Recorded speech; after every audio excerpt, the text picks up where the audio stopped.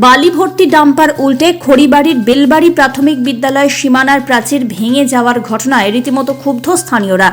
জানা গিয়েছে ডাম্পারটি ওদলাবাড়ি থেকে বিহারের উদ্দেশ্যে যাচ্ছিল। তবে এই ঘটনার পর পলাতক চালক। ঘটনায় ক্ষোভ প্রকাশ করেছেন স্থানীয়রা। তাদের অভিযোগ, রাত থেকে ভোর পর্যন্ত অনবরত ডাম্পার চলাচল করায় কেঁপে ওঠে রাস্তার পাশে থাকা ঘরবাড়ি।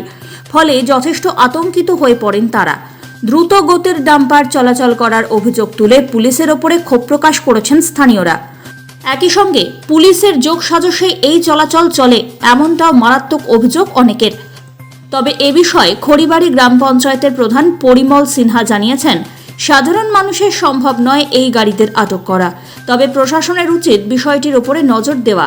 এই ডাম্পারগুলি যাতায়াতের ফলে রাস্তার অবস্থা সংকটজনক হয়ে উঠেছে বলেও দাবি করেছেন তিনি।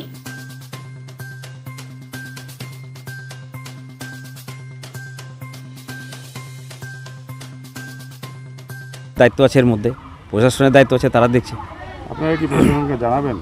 হ্যাঁ, এটা এরকম যে নিত্য দিন যদি এরকম ঘটনা ঘটে, মানুষ যদি এরকম করে মানুষ আতঙ্কিত হয়ে যাচ্ছে, এইভাবে বিভিন্ন জায়গায় ডাম্পারের সম্বন্ধে বিভিন্ন জায়গায় এলিগেশন আসছে, তা প্রশাসনকে নিশ্চয়ই আমরা জানাবো যাতে এটাকে সঠিকভাবে নিয়ে যাওয়া হোক। এবার 40 টনের 30 টনের ক্যাপাসিটি জায়গায় 60 টন যাচ্ছে, রাস্তাগুলোও ক্ষতি হয়ে যাচ্ছে।